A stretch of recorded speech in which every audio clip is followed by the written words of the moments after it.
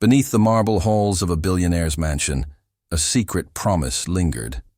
One whispered not in luxury, but in desperation. A black maid, overlooked by the powerful family she served, carried the weight of his final wish. No one believed she mattered, yet his last breath was entrusted to her alone.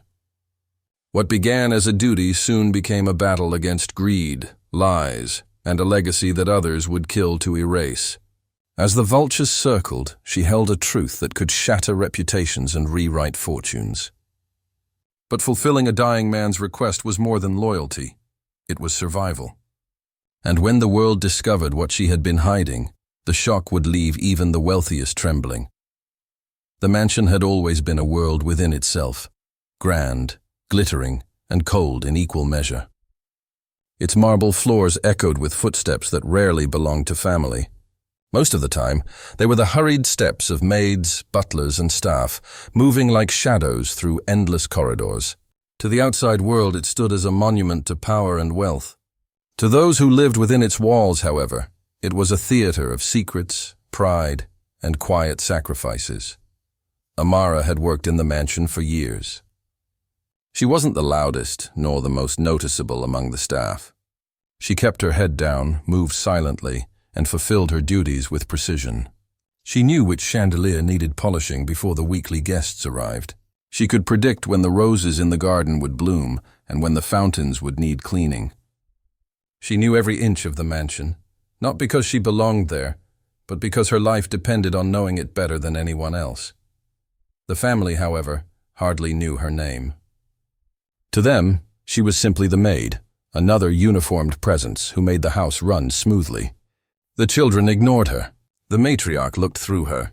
And the extended relatives, the cousins and in-laws who visited for celebrations and inheritances, rarely noticed her at all.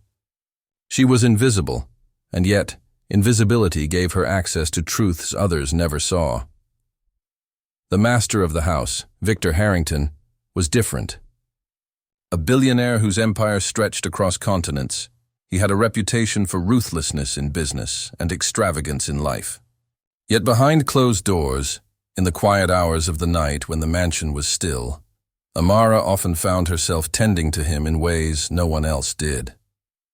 He had grown old, his health deteriorating faster than the whispers in the corridors admitted.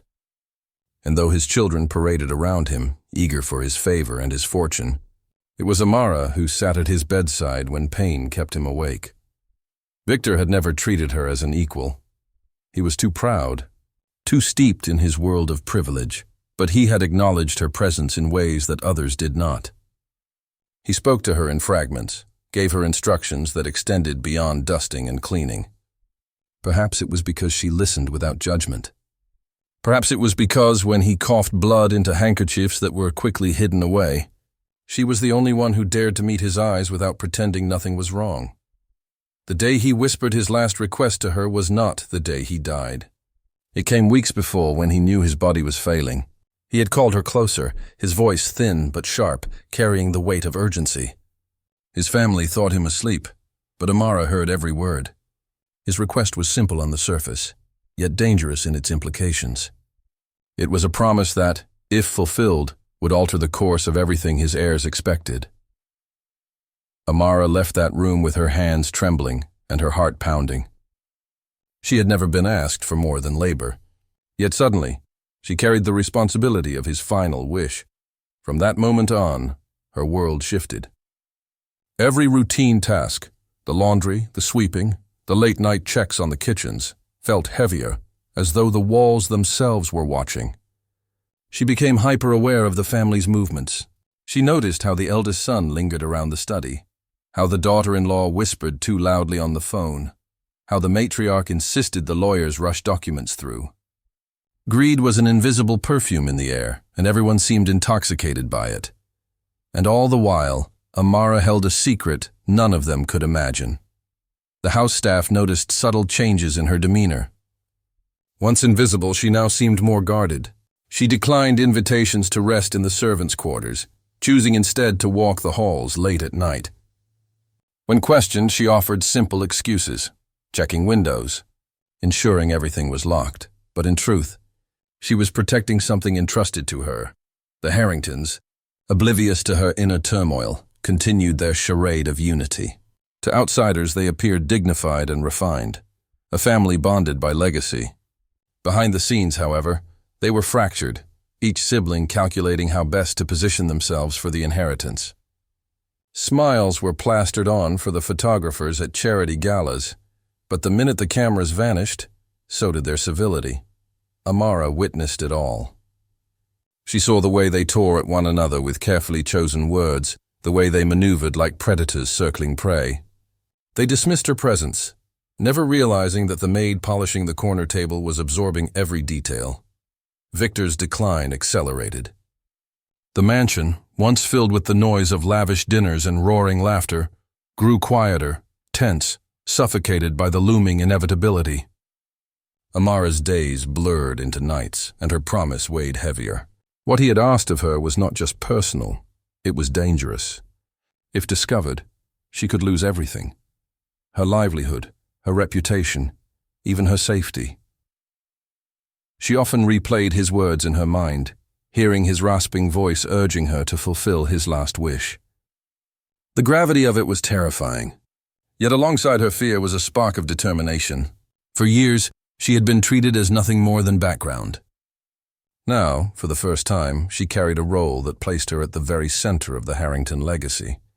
But fulfilling a dying man's request was not a simple matter. It would mean standing against those who had everything: wealth, power, influence, and guarding a truth they would do anything to suppress. And as Victor's final days drew near, Amara realized that the moment of reckoning was closer than anyone knew. The Harrington mansion transformed in the weeks after Victor's health began its final descent. Once filled with the glitter of galas and the arrogance of wealth, its halls now pulsed with an unspoken tension. Relatives who had not set foot in the estate for years suddenly appeared, each draped in concern that barely masked their hunger for inheritance. Lawyers, financial advisors, and private doctors moved in and out like vultures circling. And in the middle of it all was Amara, her presence still invisible to most, yet more crucial than ever. She had not chosen this role, yet she carried it as though it had been her destiny. Victor's last request haunted her, echoing through every corridor she walked. It was not merely a dying man's rambling. It was specific, intentional, and brimming with implications that could destroy or redeem. It involved something hidden, something unclaimed, and something the family would never willingly allow to surface. Amara understood that if she failed, the truth would be buried with him, swallowed by the greed of those who waited to devour his empire. Her days became a careful balancing act. To the household, she was still the maid polishing mirrors, preparing rooms, and ensuring meals were served with precision. But beneath that surface, she was a guardian, a silent protector of the secret she carried. Every glance from the family, every half-smile from the lawyers, every impatient sigh from the matriarch felt like a test. Did they suspect what she knew? Were they watching her more closely now? The eldest son, Richard, was the most restless.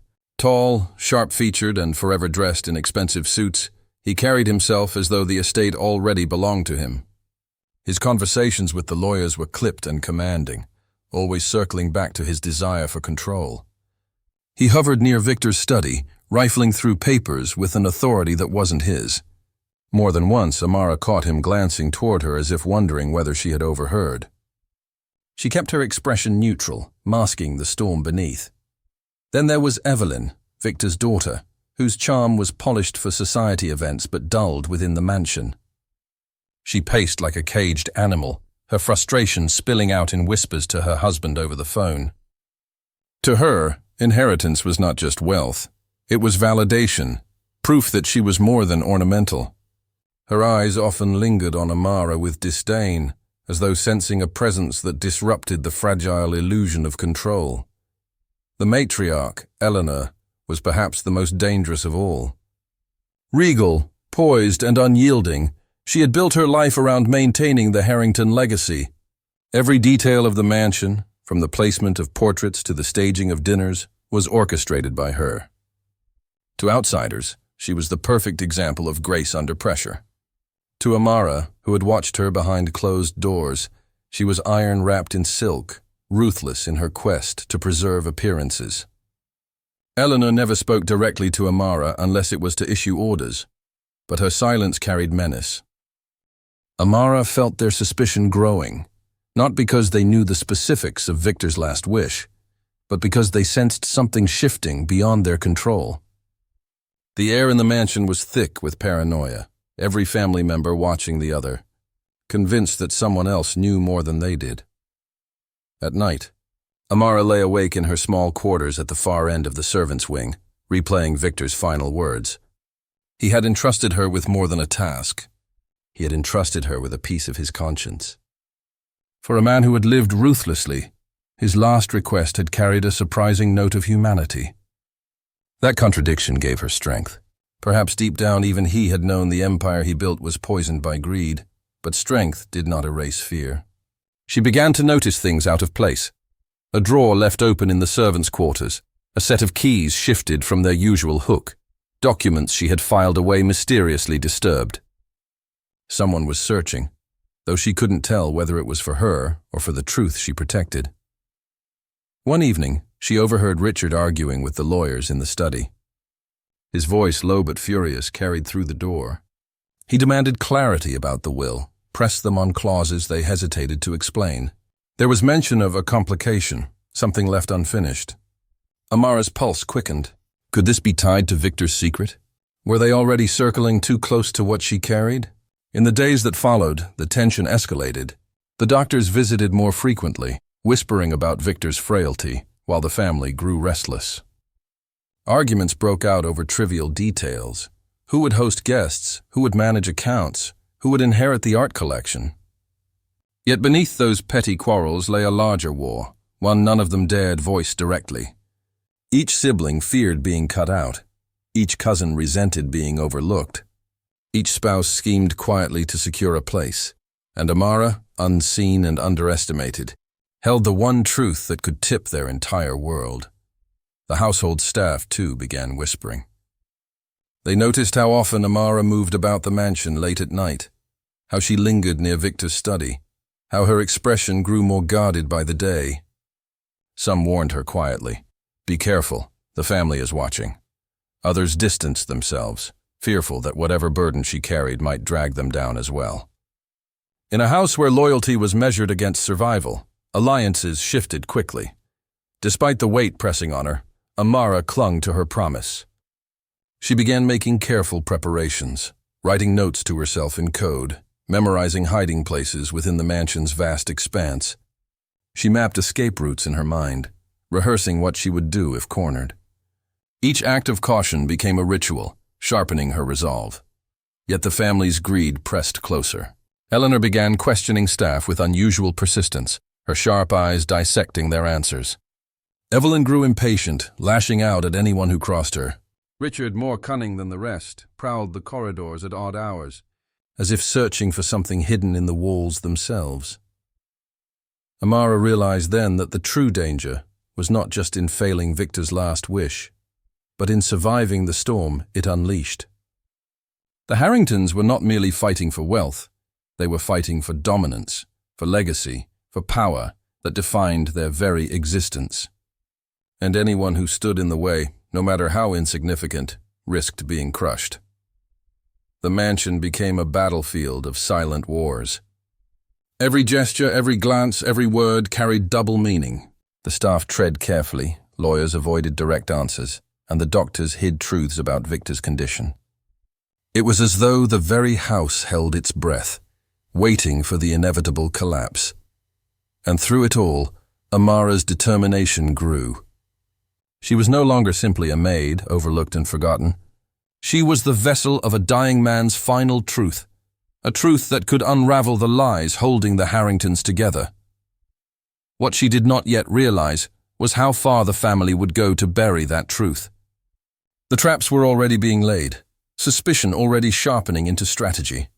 They had dismissed her for years, but soon, their eyes would turn fully toward her. The quiet maid who had been invisible would soon become the most dangerous figure in the mansion. And as Victor's breaths grew shallower, Amara understood that time was running out.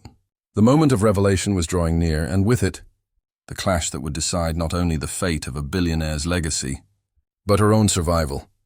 The day Victor Harrington finally passed, the mansion did not mourn, it tightened. The air grew heavier, silence fell sharper, and the family gathered like predators circling prey. Draped in black, they wept for appearances, their grief rehearsed for photographs and public statements. Behind closed doors, however, the atmosphere shifted into something more primal.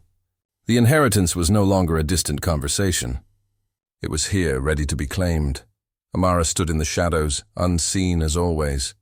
Yet this time, her invisibility was a weapon. She knew what none of them did, that Victor had entrusted her with the one detail capable of altering everything they believed was theirs. His last wish was not buried with him. It was alive, pulsing in her memory, waiting for the moment to be revealed. The reading of the will was scheduled in the grand hall, a space built for opulence and intimidation.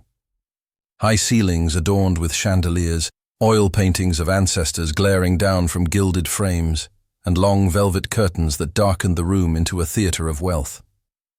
The lawyers arrived first, briefcases in hand, their expressions carefully neutral. Then came the Harrington family, each entering as though stepping onto a stage. Richard led, jaw tight, eyes gleaming with anticipation. Evelyn followed, draped in elegance but burning with impatience. Eleanor, the matriarch, entered last, her presence commanding silence even before she spoke. Amara lingered at the back of the hall, polishing silver trays that didn't need polishing. No one questioned her presence. She was just the maid. And yet her hands trembled slightly as the proceedings began. The lawyer cleared his throat, unfolding documents with deliberate care. He began to read: bequests, trusts, shares of companies, properties divided with precision. Each clause was met with strained smiles, clenched fists, or poorly concealed sighs of relief. The siblings exchanged glances, tallying silently who had gained more. Eleanor sat still as marble, her gaze fixed forward, though Amara caught the twitch of her jaw whenever Victor's wording favored the younger generation, and then came the line that shifted everything. Lastly, the lawyer read, his voice steady but his eyes betraying unease. A personal request has been entrusted outside of this document. It pertains to the legacy of Mr. Harrington, and shall be revealed at the appropriate time. The room froze. Richard leaned forward, his voice sharp. What do you mean outside this document? Everything should be here. The lawyer hesitated, glancing briefly at Amara before lowering his gaze. Mr. Harrington left a private instruction, not contained within the formal will. It was entrusted. Whispers erupted. Evelyn's eyes darted to Eleanor, who remained motionless but radiated fury. Richard's face reddened. Entrusted to whom? The lawyer swallowed, his pause too long. To a member of the household staff. Gasps filled the room. Heads turned, scanning the servants at the edges of the hall. Amara felt every gaze like a blade, though she kept her head bowed, her tray steady. Richard's voice cut through the tension. Who? Tell us now. The lawyer's silence was an answer in itself. Slowly, Richard's gaze followed, settling on Amara. His eyes narrowed. Recognition dawning. The late nights, the quiet presence. The one servant his father tolerated near him. The storm broke. Richard surged from his chair, pointing an accusatory finger. It's her, the maid. What could she possibly have to do with my father's will? Gasps and murmurs spread like fire. Evelyn stood scoffing. This is absurd. A maid? Entrusted with family matters? Eleanor finally moved, her voice low but lethal. Explain this at once. The lawyer shifted uncomfortably. Mr. Harrington was clear. His final request was not to be handled through legal documentation. He gave verbal instruction and placed it in the care of Ms. Amara. The hall erupted. Accusations, outrage, disbelief, it all collided into a storm of sound. Amara stood frozen, the weight of their hatred pressing down on her. She had prepared for this moment, but the reality of it, the venom in their eyes, the disbelief in their voices, made her heart race. Richard stormed toward her, towering over her with fury. What did he tell you? What lies did he fill your head with? Speak, or I'll— Enough! Eleanor's command silenced even him. Her gaze fixed on Amara, sharp and unyielding. If my husband entrusted you with something, you will say it. Here, now." The hall waited. Every eye burned into her. The invisible maid was no longer unseen. She was the center of the storm. Amara took a slow breath, steadying herself. She remembered Victor's final words, the rasp in his throat, the urgency in his eyes. She had promised him, and now, with the family closing in, she knew there was no turning back. Her voice, though soft, carried. Mr. Harrington's last wish was that a portion of his fortune be dedicated not to his family, but to the people who built it. To the workers in his factories, to the staff who kept this house running, to the communities that were ignored while his empire grew. The room exploded. Richard shouted, slamming his fist against the table. "Lies! My father would never squander his fortune on peasants." Evelyn shrieked, her words tangling in rage. Even Eleanor, usually composed, rose from her chair, her fury breaking through her polished mask. The lawyer raised his hands, attempting order. "I must confirm. What she says is true. Mr. Harrington expressed these wishes verbally in my presence as well, though he insisted only Ms. Amara could ensure they were carried out." Chaos. Chairs scraped, voices clashed, threats filled the air. Richard turned back to Amara, his eyes wild. "You think you can steal from us?" A maid, but Amara did not flinch. She had feared this moment, yet standing in its fire she found strength. She was no longer invisible. She was the vessel of a man's conscience, and she would not be silenced. Her voice rose above the storm. "I made him a promise, and I will keep it." The hall fell into stunned silence. The staff at the edges straightened, their eyes wide. For the first time, someone had spoken aloud what they had long felt, that their lives mattered, that their years of service were not invisible. Eleanor's lips curled into a cold smile. "Do you realize what you've done, girl? You've declared war on this family." Amara met her gaze, unyielding. "No, it was Victor Harrington who declared it. I am only carrying out his will." The family seethed, their empire shaken by a maid's words. The chandeliers above glimmered like judgment, the portraits of ancestors glaring down as though history itself had shifted.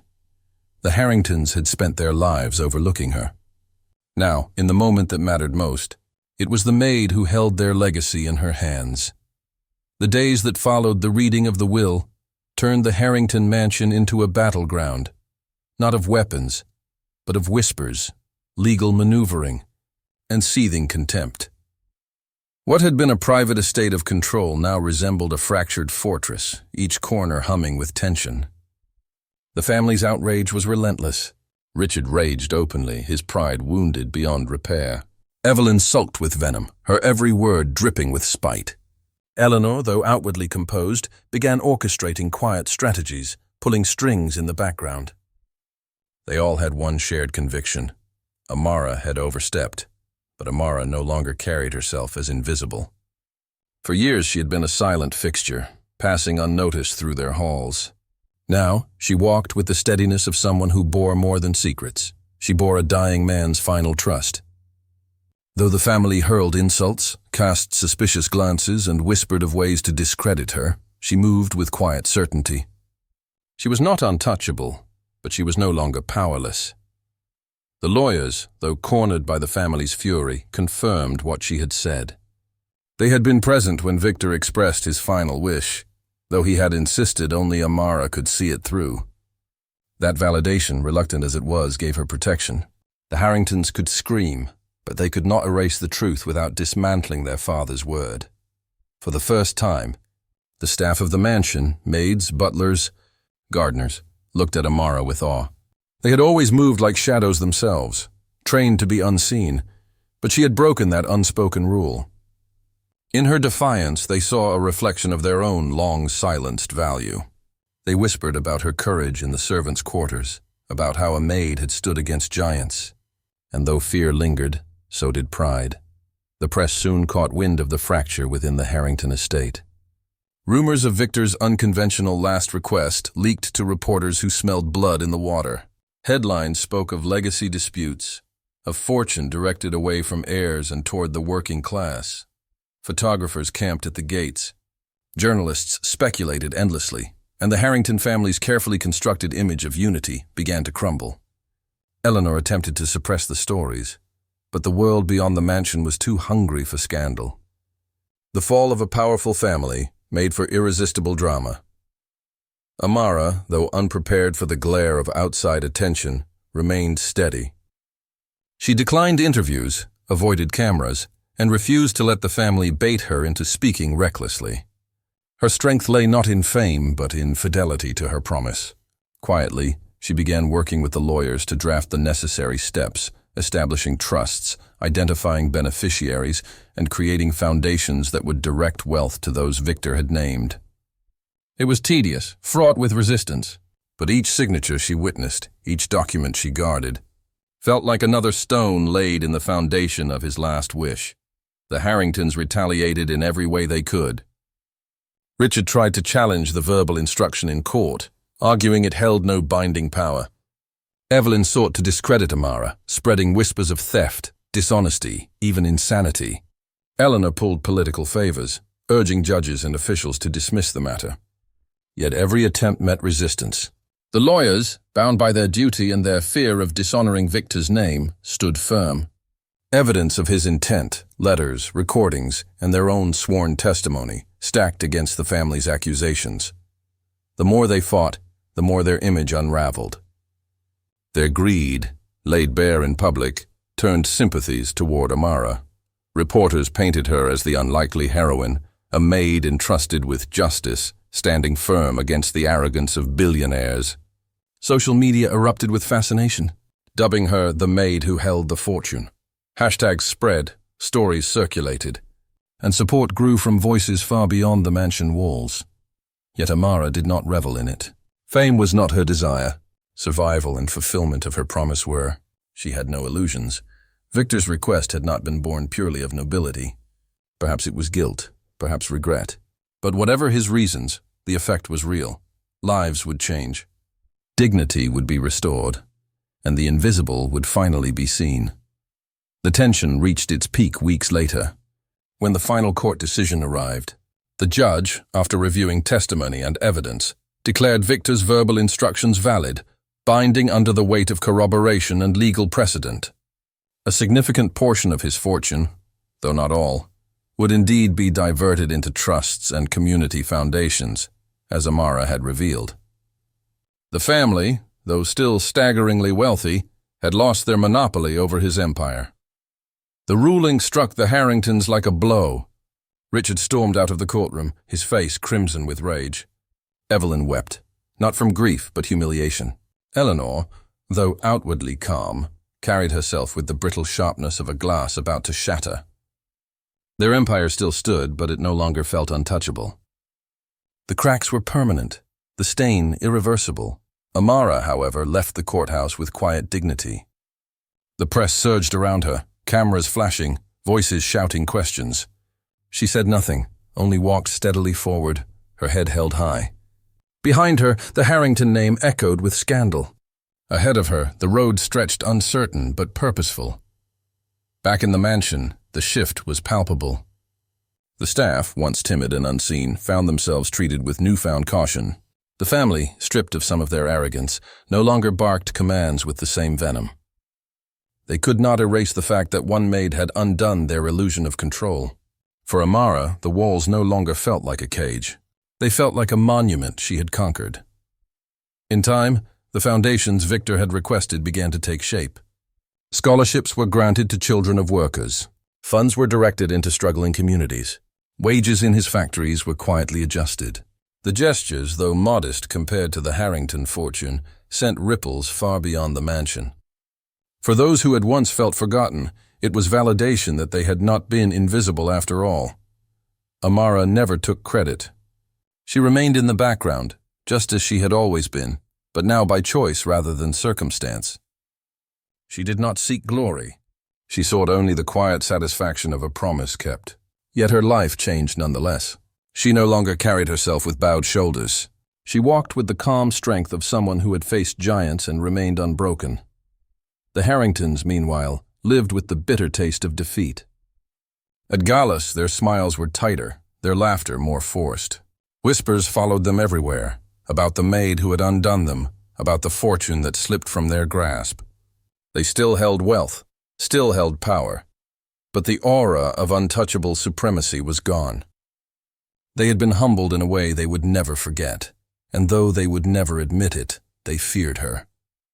Not for what more she could take from them, but because she had shown the world that they could be defeated by someone they had always dismissed. Amara, in her quiet strength, became a symbol. Not of rebellion but of resilience, not of vengeance but of dignity. She had fulfilled the promise of a dying man, but in doing so, she had fulfilled something larger, the unspoken promise owed to those who had given their lives to build the legacies of others, only to be forgotten. Years later, when the dust had settled and the mansion stood as a quieter place, Amara would sometimes walk its halls and remember the night Victor had whispered his request. She would remember the weight in his eyes, the desperation in his breath, and she would know, with certainty, that she had kept her word. His last wish had not only changed the course of his empire, it had changed her. And in the end, that was the legacy that endured. Not the wealth, not the power, but the courage of a maid who was no longer invisible.